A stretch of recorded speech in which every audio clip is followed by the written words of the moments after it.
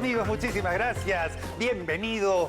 Buen inicio de semana. Muchísimas gracias a todos por acompañarnos en nuestro programa. Espero, por favor, que la pasen muy bien, que nos acompañen y disfruten con nosotros la información que les vamos a brindar. Buen inicio de semana para todo el Perú. ¿Cómo están, amigos? Muchísimas gracias. Por favor, prepárese, señor, señora, en casa. Aquellas personas que le gustan cocinar un poquito. Hoy día vamos a ver algunas preparaciones riquísimas en proteínas y son básicamente ideas saludables para hacer preparaciones con lácteos y proteínas. Vamos a ver esto en compañía de la doctora en nutrición, la señora Yomi Paz, porque este es nuestro consultorio nutricional. Bienvenida, Yomi, muchísimas gracias. Gracias, Tomás. Efectivamente, vamos a hacer preparaciones diversas de los lácteos porque a veces no sabemos cómo prepararlos para que nuestros hijos o la familia entera se pueda beneficiar de sus nutrientes. Recordemos, Tomás, que los lácteos son importantes en todas las etapas de vida. Hablo desde la gestación, la lactancia, importante para poder justamente formar ese nuevo ser por su aporte de proteínas de alta calidad, calcio importante para poder cubrir los requerimientos y justamente formar esos nuevos huesos, ¿no? Entonces, evitando también la osteoporosis en esta etapa. Luego viene la etapa de la niñez, que necesitamos proteínas de alta calidad para un crecimiento adecuado. En la adolescente necesita formar esa masa muscular, entonces las proteínas vienen a ser importantes y los lácteos juegan allí, son esenciales para justamente lograr ese objetivo. Y en el adulto mayor, definitivamente acá evitamos el tema de la osteoporosis, ayudamos a fortalecer también sus músculos, esa fuerza muscular que necesitan con su aporte de proteínas, con el calcio. Importante recomendar, Tomás, introducir los lácteos en diversas preparaciones para evitar la deficiencia de calcio. Recordemos que nosotros podemos ahorrar el calcio hasta los 30 años, ¿no? Entonces, a partir de los 30 años ya necesitamos sí o sí consumir diariamente. Suplemento, además, de manera suplementaria.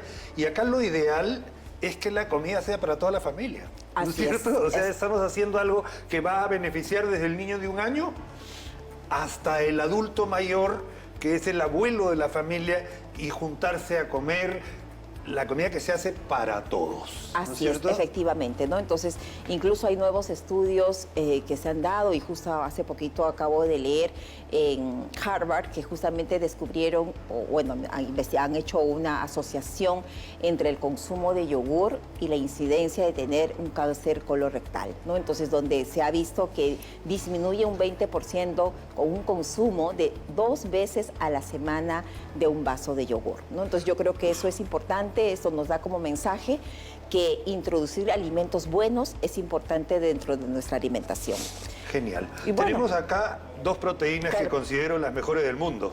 Vienen a ser la leche y el huevo. Así es, totalmente. O sea, de hecho, incluso la mayoría de proteínas se compara con el huevo para poder medirlas. Así es. ¿No es cierto? El huevo es la medida. Totalmente. Es el huevo, el valor de digestión, de digestibilidad es alta en el caso del huevo, seguido de la leche, ¿no? Que también tiene otro nivel de estándar de calidad, ¿no? Entre las proteínas. Perfecto. Y acá es donde se puede variar, porque para hacer crecer un omelette, vamos a decir así, uno le puede agregar a 4 huevos, 1 taza de leche, y haces crecer el omelette. Igual va a fraguar.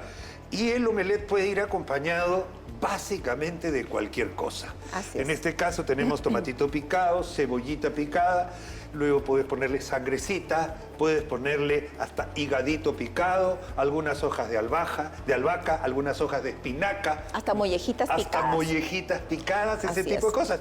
Y de eso haces una tortilla. Y una tortilla grande que la cortas en 8 partes y ya tienes 8 porciones de tortilla. Y haces calculando un huevo por persona y te va a salir una tortillaza. Claro, importante ahí, Tomás, por ejemplo, en el caso del omelette que estás viendo, ahí se está utilizando queso, se está utilizando huevo, se está utilizando proteínas, por eso que la cantidad de proteínas que tiene en una porción son 10 gramos. Si nosotros calculamos en calorías, nos está brindando alrededor de 155 calorías, que es importante tener también ese control. Recordemos que una alimentación equilibrada, saludable, es buena, ¿no? Entonces, luego tenemos otra preparación que puedes ver, un postre de yogur con manzana, ¿no? Entonces incluso está con cereales y con algunas frutas, ¿no? Entonces el yogur nos va a ayudar a tener de repente, hidratarnos más, sentir esa frescura, ¿no? A nivel de la digestión, y nos va a ayudar también con el aporte de las frutas, de los cereales, la proporción de carbohidratos, de vitaminas, de minerales, ¿no? Entonces, sí, la manzana, pues definitivamente también tiene un buen aporte de... lo mejor. Así es, ¿no? Luego tenemos aquí otra preparación, como puedes ver, los panqueques. Yo creo que los panqueques son lo que más veo que están consumiendo los jóvenes hoy en día, ¿no? No sé si tú has tenido de repente esa experiencia al escuchar más que se inclinan, hay panqueques que hacen incluso de plátano, ¿no? Entonces hacen el plátano, que reemplazan la harina por el plátano, y lo mezclan con el huevo. Torrejas de plátano en lugar de panqueque. Pero acá me estaba contando, Paola nos decía que no se necesita usar la harina refinada, sino más bien cada uno puede preparar en su casa su propia harina o utilizar el grano entero, en este caso de quinoa y avena. Así es. Entonces el panqueque, en lugar de hacerlo con harina, lo haces con quinoa, avena, huevo, leche. Así es, ¿no? Incrementas más el aporte de proteína. ¿Tú puedes creer que una porción de esos panqueques te da alrededor de 19 gramos de proteína? Proteína, pues proteína pura. Así y si vas con fruta, estás metiéndole las vitaminas y minerales, y después una miel saludable que existe, miel de yacón, por ejemplo, que haría extraordinario, y lo puedes comer de postre o de desayuno. Totalmente. Y si lo acompañas con más fruta, aumentas más la cantidad de fibra. Estas preparaciones pueden ser ideales para todas etapas de vida, no solamente en una etapa determinada, sino puede incluirse en distintas etapas. Totalmente de acuerdo. Estás haciendo, por ejemplo, la gente minimiza los panqueques, pero es una forma más de preparar las cosas con productos que pueden ser orgánicos, naturales, muy ricos a la larga, porque a quién no le provoca comerse esto, ¿no? Así es, incluso por ejemplo en la selva, que tanto tenemos el plátano, la yuca, podemos hacer ahí un licuado, agregarle huevo, agregarle leche, la mantequilla, entonces ya hacemos una mezcla adecuada para hacer un panqueque con los alimentos propios de la zona, ¿no? De la zona. Muchísimas gracias, Yomi. Primero, me he dejado con hambre. Segundo, que a cualquier persona que le guste cocinar, explore un poquito, siempre utilizando proteínas de alta calidad que puedan alimentar absolutamente a cada miembro de su familia, a cada uno de los miembros de la familia. Muchísimas gracias, Yomi Paz. Muchísimas gracias, queridos amigos, a ustedes. Nosotros vamos a continuar con más de nuestro programa.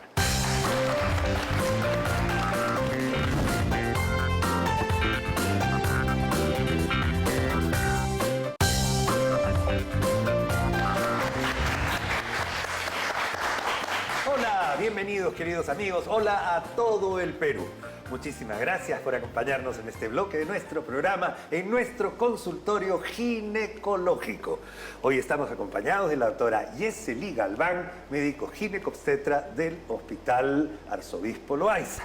Vamos a hablar de una parte importantísima del aparato reproductor femenino, aquel caminito, ese caminito que permite que se encuentre el espermatozoide con el óvulo y que juntos vayan a hacer lo que se conoce como la anidación dentro del útero, en lo que se conoce como endometrio.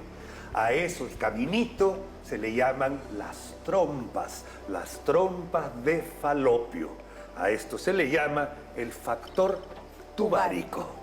Los tubos, así, la cañería, no es así. Factor tubárico. Factor tubárico, de acuerdo. Muy bien, el factor tubárico. Hay muchísimas causas, doctora, como además como cirujano digestivo, de cirugía abdominal, nos ha tocado ver casi de todo con respecto a la cicatrización que se produce después de enfermedades bastante comunes, como por ejemplo una apendicitis aguda complicada en una mujer relativamente joven, de 25, 30 años. Una peritonitis con mucha secreción en la cavidad abdominal, que además requiere muchas veces despegar estructuras para poder llegar a un absceso, que puede ser incluso un absceso pélvico, producto de lo que fue una apendicitis no diagnosticada a tiempo. Todo lo que tú comentas, Tomás, son causas de factor tubárico u obliteración de esas trompas. Infertilidad por factor tubárico. Infertilidad por factor tubárico. ¿Por qué? Porque este tipo de cirugías y este tipo de infecciones intraabdominales generan la recuperación. La mayoría de los pacientes, a Dios gracias, se recupera de ese cuadro infeccioso, pero genera secuelas. Genera adherencias. Adherencias, las cosas se pegan. Y cuando algo se pega, se acoda. Y cuando algo se acoda, pierde su facilidad, su caminito. Porque hay estructuras que se llaman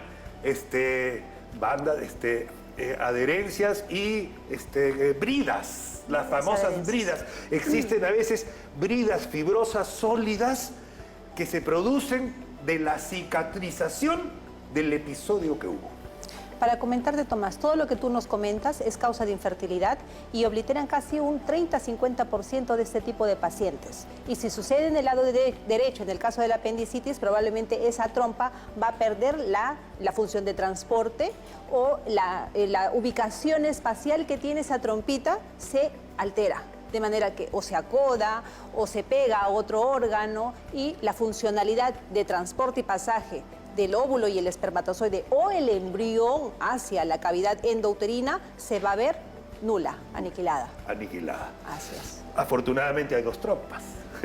Y por el otro lado podría tener, si es que el factor tubárico solo es unilateral, pero si fuera una peritonitis en la cual la secreción purulenta estuvo en toda la cavidad abdominal, las dos trompas pueden verse comprometidas.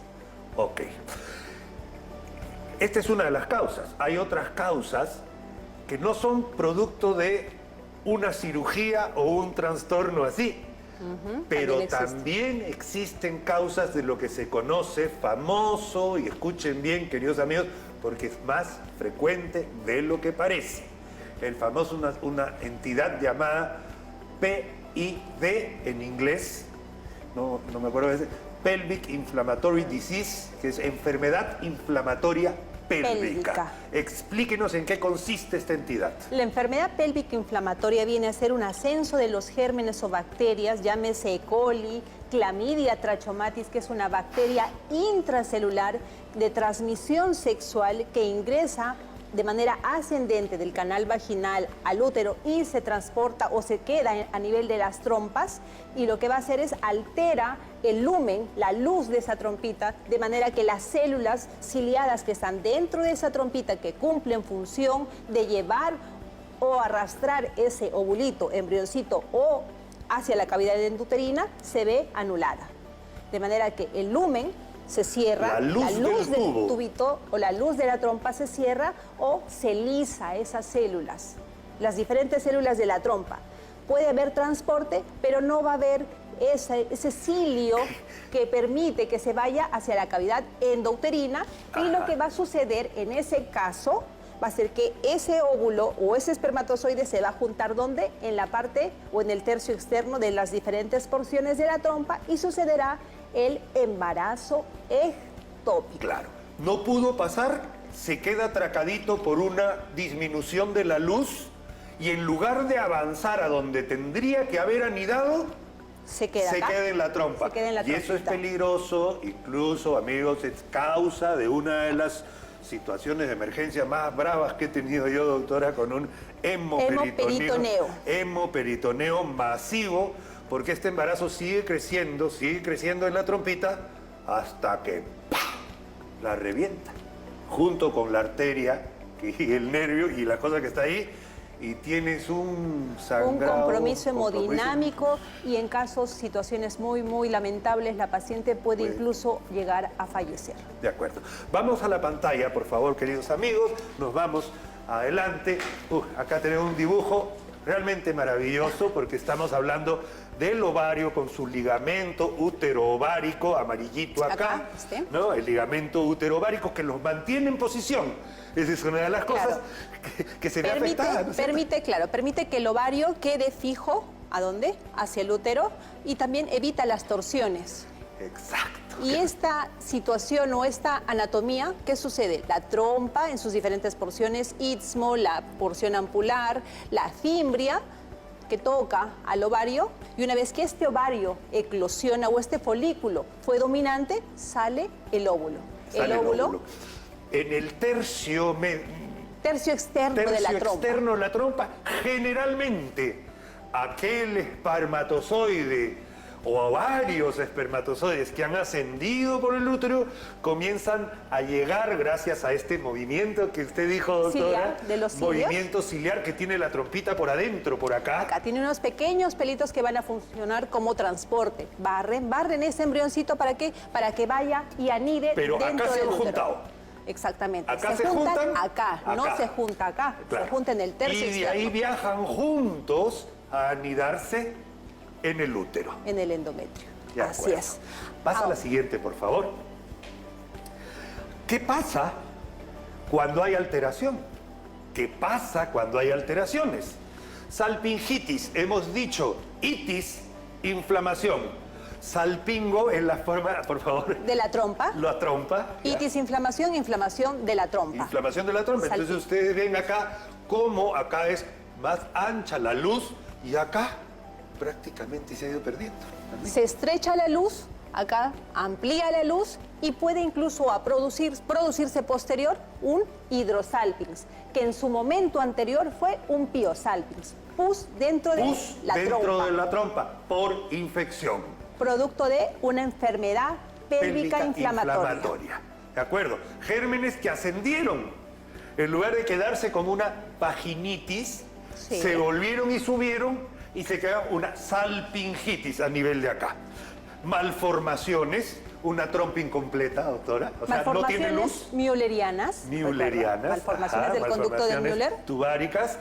Otra enfermedad también bastante subdiagnosticada en nuestro país, porque las mujeres piensan que el dolor de regla es normal. Es normal.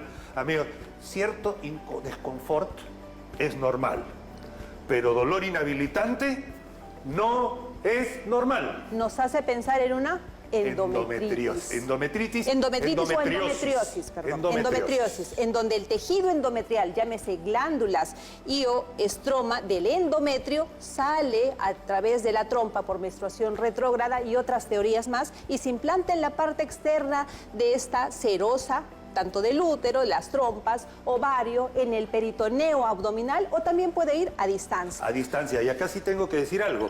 Estos focos que deberían estar dentro del útero, al ver el golpe hormonal, también menstruan, también sangran y la sangre inflama. Y esa inflamación produce adherencias, como lo estamos viendo Así acá. es. ¿No es cierto? Así Perfecto.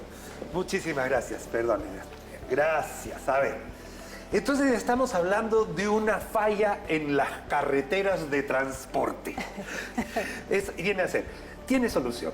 Tiene solución y el por qué tenemos que identificar estas enfermedades pélvicas inflamatorias o ese hidrosalpinx desde el punto de vista de fertilidad, porque va a tener un efecto tóxico en el embrión, embriotóxico, va a tener una alteración a nivel de la receptividad endometrial, ese diálogo que debe existir entre el embrión y el endometrio, y además va a tener una alteración o un efecto de barrido si es que hay hidrosalpinx. Ese líquido que resuma de la trompa hacia el endometrio va a ser un efecto de barrido, de manera que se interpone entre el embrión, el endometrio, el líquido y puede ser eliminado ese embrión y por lo tanto va a disminuir la tasa de implantación en el caso de factor tubárico por hidrosalpinx. De acuerdo.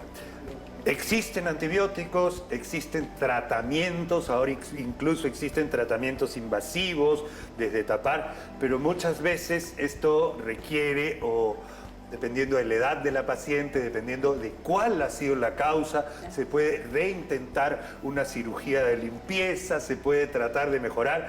Y existen algunos análisis en los cuales se inyecta una sustancia y se ve por dentro cómo está el pasaje de este líquido a través de una sustancia de contraste. Te refieres a la histerosalpingografía. La histerosalpingografía es un estudio por radiología e imágenes en la cual la paciente en posición ginecológica se va a instilar dentro de la cavidad endouterina, se va a colocar una pequeña cánula y se va a instilar la sustancia de contraste de manera que va a permitir que se pueda visualizar o formar ese útero, la silueta del útero, la silueta, exacto, de las trompas, y si pasa o no esa sustancia de contraste a la cavidad abdominal. Si pasa la sustancia de contraste a la cavidad abdominal, probablemente tenemos una permeabilidad tubárica bilateral en el caso de las dos trompas. O si vemos una acotadura, no pasa sustancia de contraste, tenemos una trompa obstruida. De acuerdo.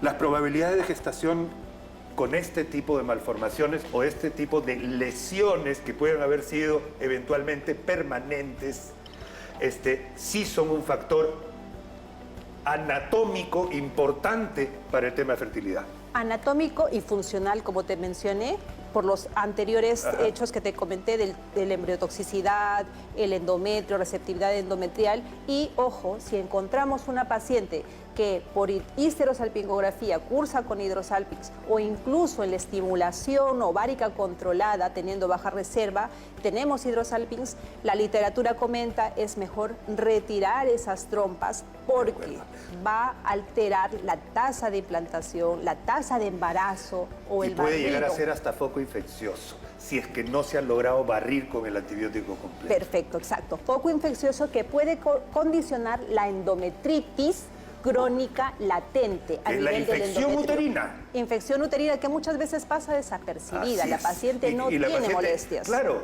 ¿Por qué? Porque se acostumbra a su descenso, se acostumbra a esa secreción que no debería estar, pero es producto de este tipo de infecciones. Se nos acabó el tiempo. Pero la verdad hemos hablado de un tema súper importante, es un factor importante de infertilidad, es una enfermedad, o son varias las enfermedades que lo producen, y es el factor tubárico dentro de lo que se espera que pueda ser una fertilidad exitosa. Muchísimas gracias. Este ha sido nuestro consultorio ginecológico. Doctora Yeseli Galván, médico ginecobstetra. Gracias, encantado.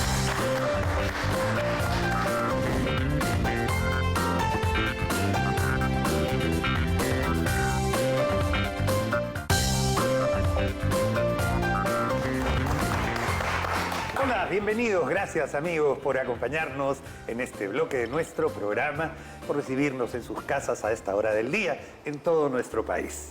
Amigos, estamos entrando a nuestra consulta con el médico alergista. En este caso nos acompaña la doctora Gabriela Pérez, que es del Servicio de Alergia y Asma e Inmunología del Instituto Nacional de Salud del Niño de Breña. Bienvenida, doctora, muchas gracias por estar acá.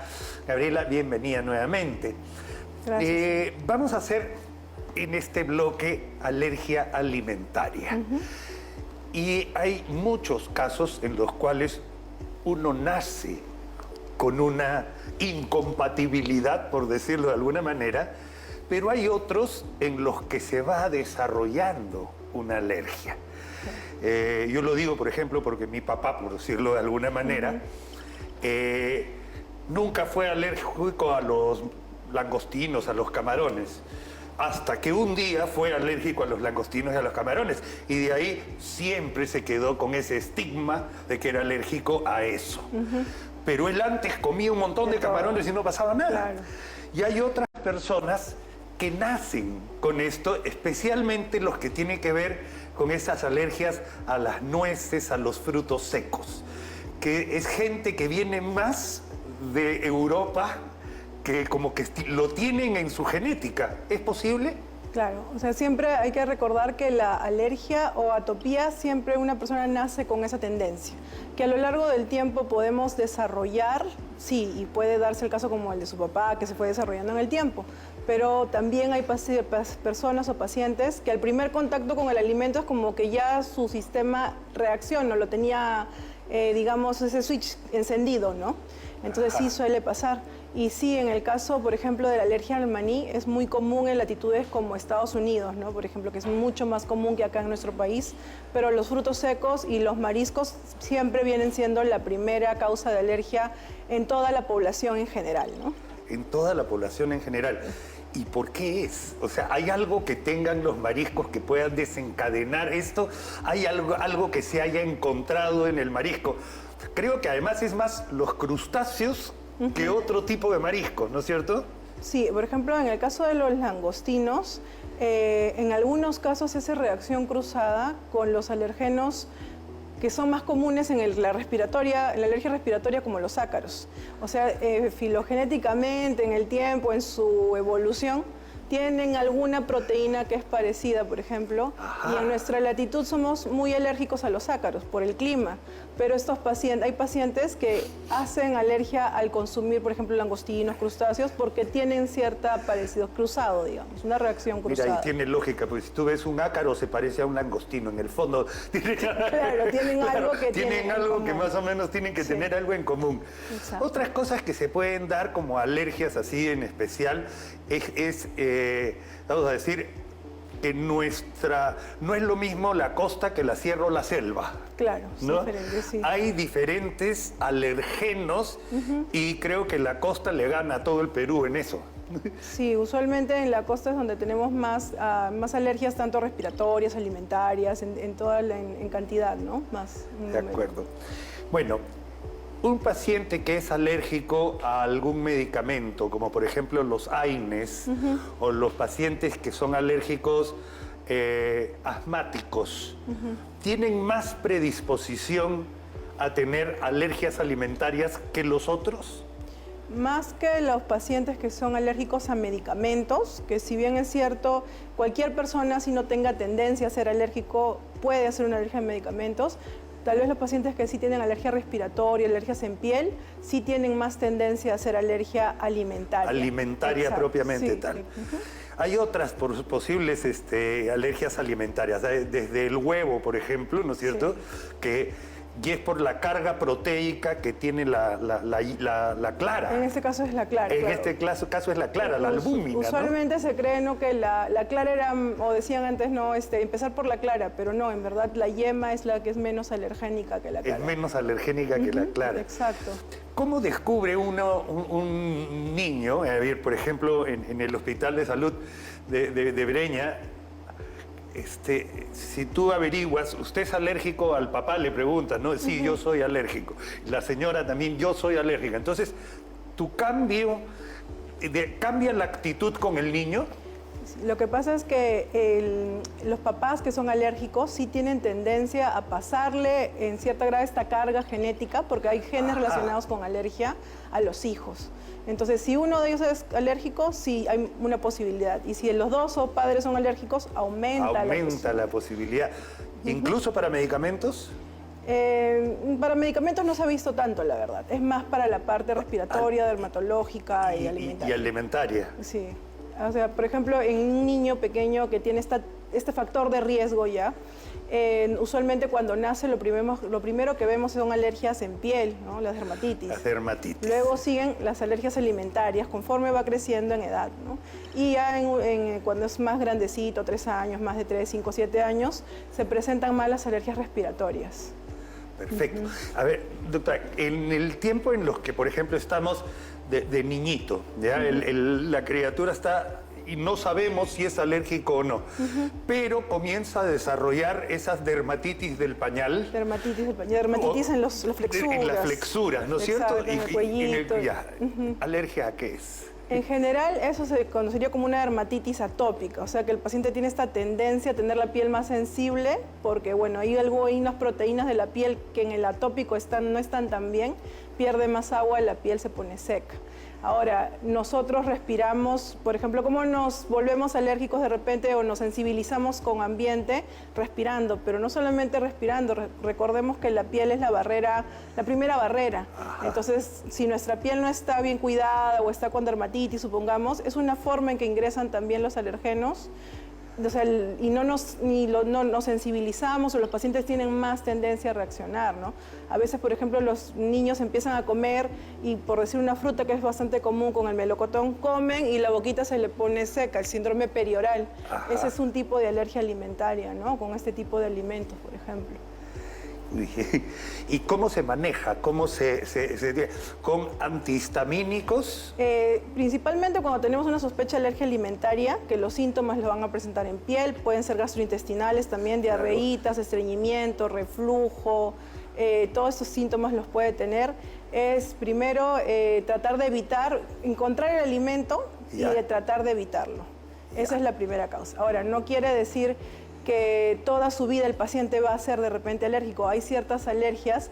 Normalmente en maní, en mariscos, cuando se presenta, ya tiende a ser alérgico. Ya tiende a ser alérgico de por vida, como que no puedes. Así, ya. Pero hay alimentos como la leche, el huevo, en los que se presentan cuando los niños son más pequeños, a veces más común, y luego solito el sistema inmunológico, solito por inmadurez del sistema inmunológico. En esos pacientes que son atópicos, ¿no? Y solo en este tipo de alimentos, a los 3, 5 años, el 90% de los casos, o el 95% ya resolvió. Ya resolvió solamente teniendo las medidas de evitación, cuidado de repente en lo que es la piel, ¿no? Mejorar la piel de que, como le decía, cuando hay una dermatitis hay más tendencia a ser alergia. Entonces, cuidando todo esto, el paciente con seguimiento hay que reintroducir el alimento, se puede reintroducir. Se puede reintroducir, a eso quería ir yo, perfecto, se puede reintroducir, porque estamos hablando de la etapa de la complementación alimentaria, entonces tampoco se puede restringir tan alegremente todo. No, porque es importante, el niño está en crecimiento. Comienzas, no chancho, pescado, marisco, cítrico, chocolate, artificiales, enlatados, embolsados, leche, huevo, o sea, ¿qué más le vas a dar? Exacto, ¿no es cierto? La mamá no sabe qué darle al pobre niño. Entonces, por eso es que uno debe ir hacia lo normal de nuevo. Por eso es bueno el acompañamiento, ¿no? O sea, ir viendo, en el caso de nosotros en el servicio de alergia estamos haciendo lo que son pruebas en piel, que también se hacen con alimentos, que nos ayudan mucho en el seguimiento del paciente. No, por decirle, como hablábamos del prick test, es igual, pero con alimentos, que recordemos que colocan. ¿Pero le puedes poner alimento en la piel? Se puede colocar, pero digamos, tiene que hacer un procedimiento para que no se irrita, para que no produzca irritación. Irritación en la piel. Pero eso vale la pena, amigos, de verdad. No sé si usted lo ha escuchado o lo ha mirado alguna vez. Un día, doctora, lo voy a comprometer para que nos traiga un prick test. Exacto, sí. Porque la idea es, y además yo sepan. quiero saber algunas cositas que si resulta que se ponen alergenos y se marcan y luego se hace una pequeña cosita muy chiquitita para que trate de penetrar ese alergeno. Esperamos 5 minutos y el resultado está ahí en el tamaño de una ronchita que haga usted si es que es alérgico o si no la hace, no es alérgico. Exacto. Y hay incluso para ácaros, para hongos del ambiente, para un montón de cosas. Para plantas. El polen, que también viene a ser algo muy alergénico en algunos casos. Así que bueno, hemos estado en nuestra consulta con el alergista, nuestra médica alergóloga, la doctora Gabriela Pérez, hablando sobre alergias alimentarias, sobre todo en niños. Muchísimas gracias. Gracias, queridos amigos.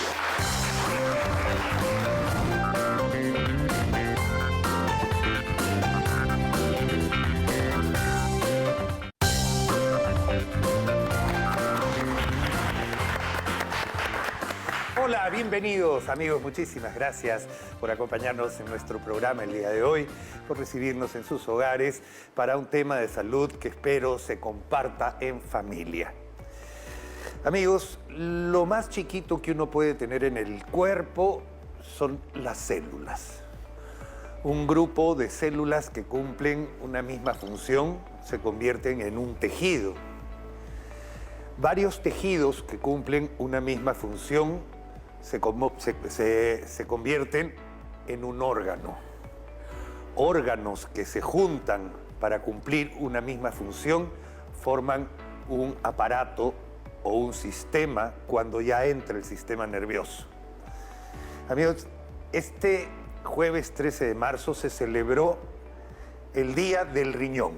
Y me refiero al riñón porque hoy día vamos a hablar del riñón como un órgano que tenemos dos, afortunadamente, uno al lado derecho, uno al lado izquierdo, pero que tienen una función muy, pero muy importante, fundamental, diría yo, para vivir.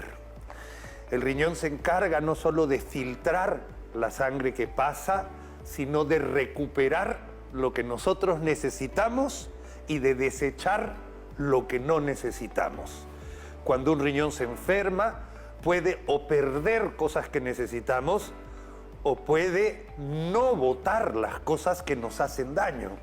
Y eso comienza a intoxicarnos por dentro con sustancias que deberíamos haber eliminado y no lo podemos hacer porque los riñones están fallando.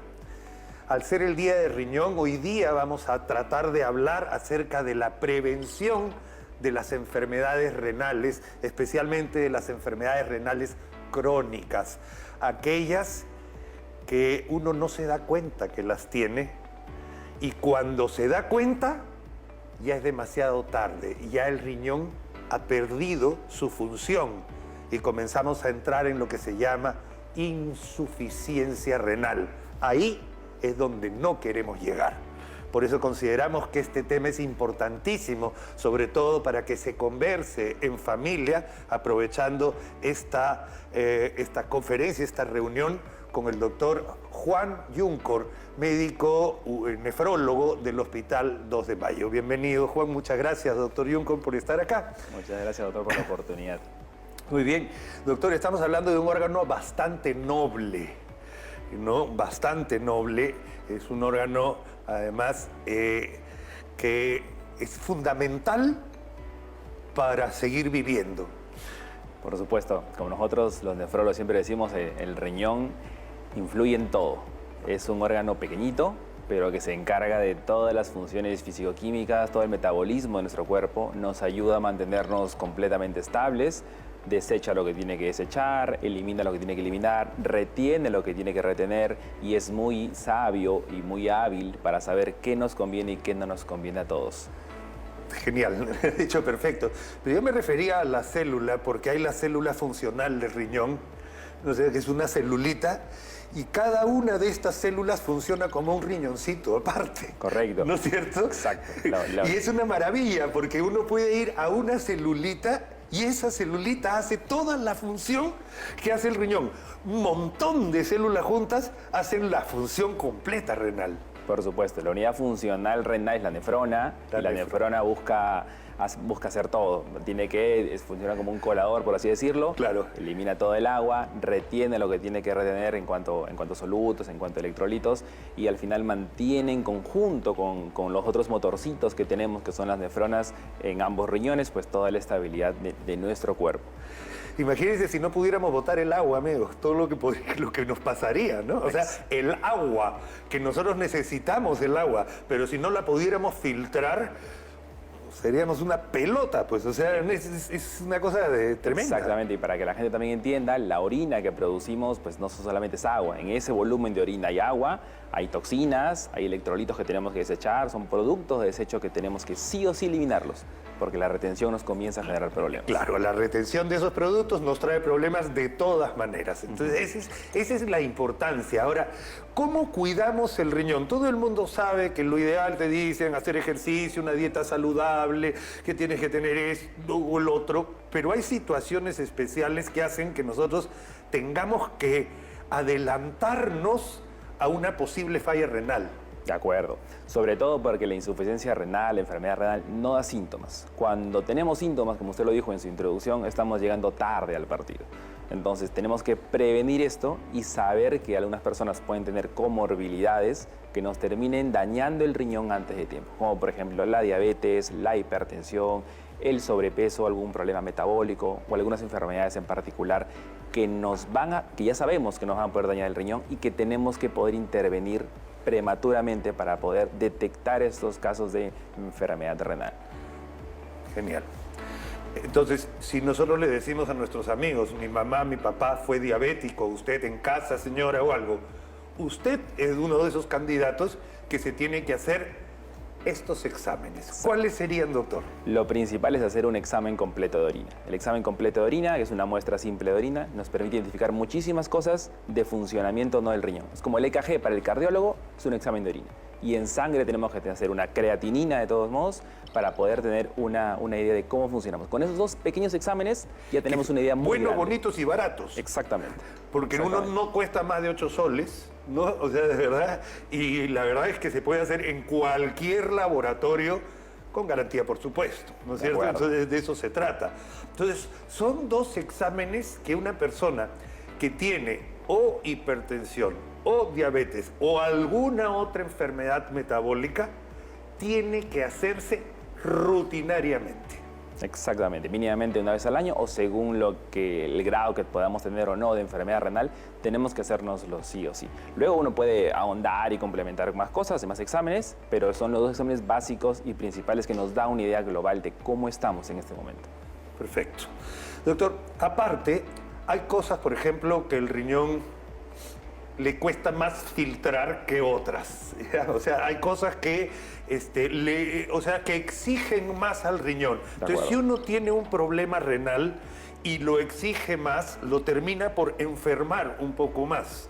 Y eso va desde los medicamentos, o sea, desde los fármacos hasta las carnes a la parrilla. Correcto. ¿No es cierto? O sea, pero va todo ese espectro de cosas, sí pueden afectar el riñón. Exactamente, nuestros riñones funcionan para metabolizar todo. Tienen una capacidad determinada. Si le damos más de algo, lo va a metabolizar.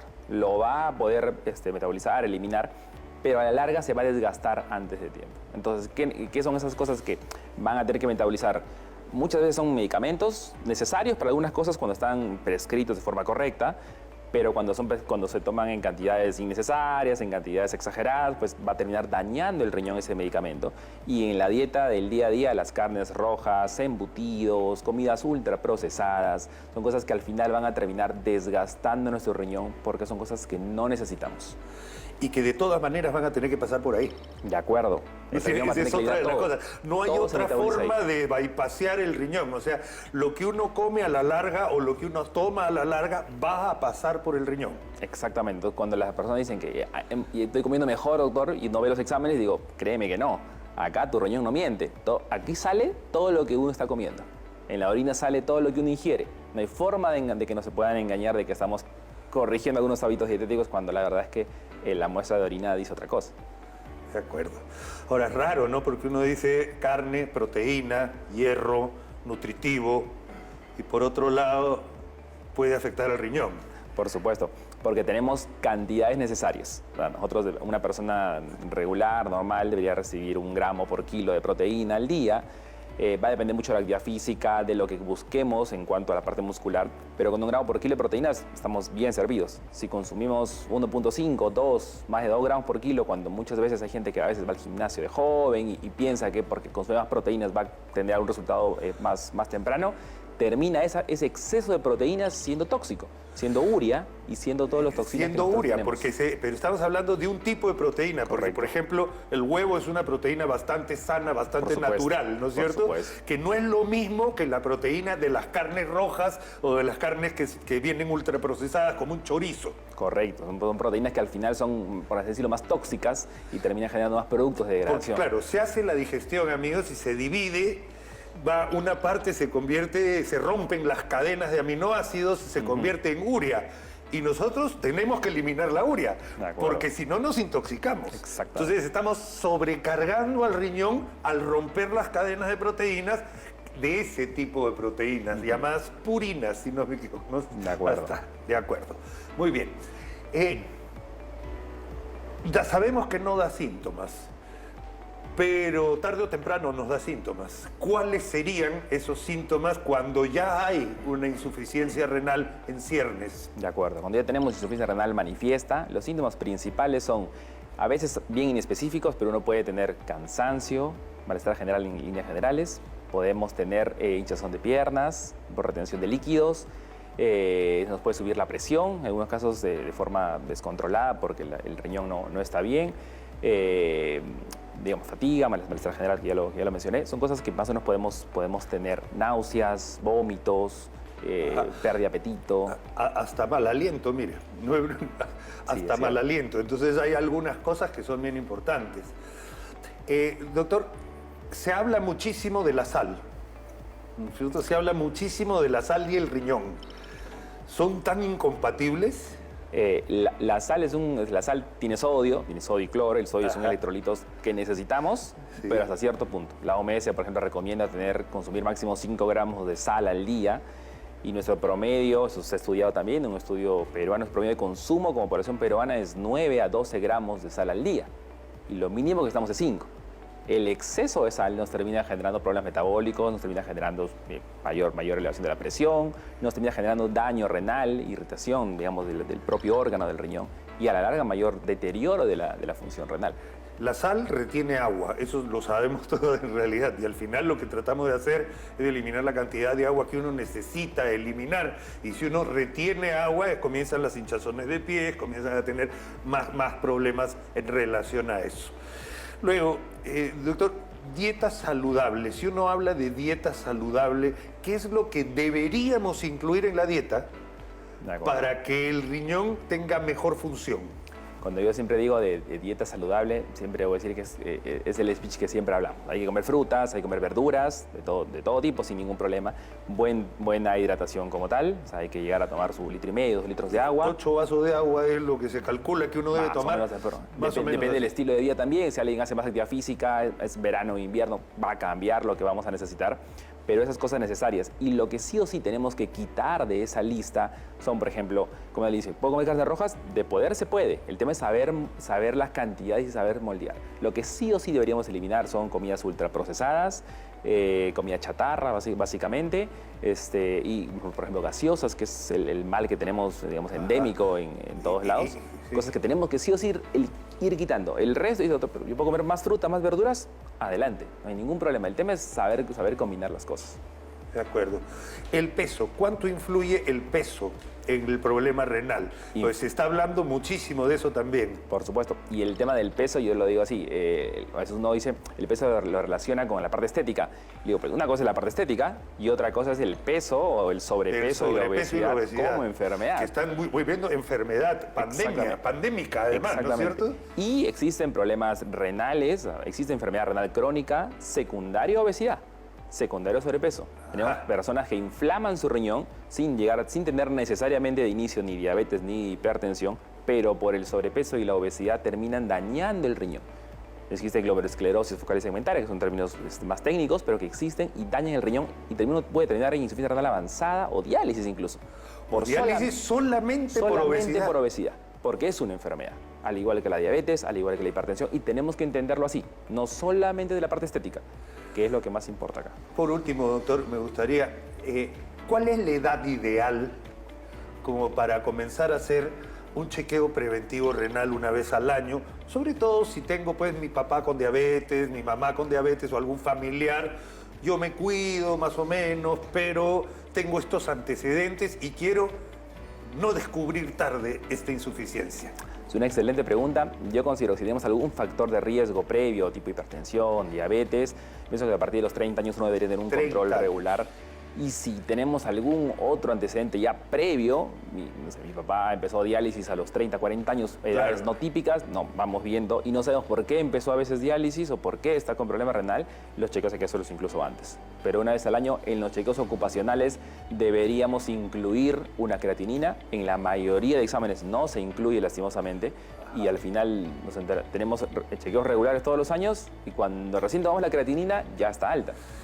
La creatinina, yo siempre glucosa, urea y creatinina los pido, pero de cajón siempre, además, como un descarte, porque esa es la oportunidad que un médico tiene como para pescar estos casos, ¿no es cierto? Porque no hay síntomas. Entonces, si ya que lo vas a pinchar al paciente, no te va a encarecer mucho el examen, ni mucho menos, pero ves tu hemograma, glucosa, urea, creatinina, y tienes una visión un poquito más completa de qué es lo que puede estar pasando en varias esferas de nuestro cuerpo.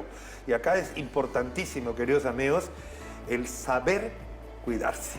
Y saber cuidarse tiene que decir identificar los factores de riesgo, tomar cartas en el asunto y hacerse un chequeo preventivo, que en realidad no es caro, es muy barato y va a darnos muchísima información como médicos para poder dar una mano en el momento oportuno, antes que el riñón se deteriore. Por supuesto. Muchísimas gracias. Ha sido sumamente claro el doctor Juan Yuncor, médico del Hospital 2 de Mayo, en nuestra consulta con el nefrólogo. Muchísimas gracias, queridos amigos, por habernos acompañado el día de hoy. Espero que hayan tenido buena información y que la puedan compartir con todos sus amigos y su familia. Nosotros nos vemos mañana. Chao, chao. Adiós.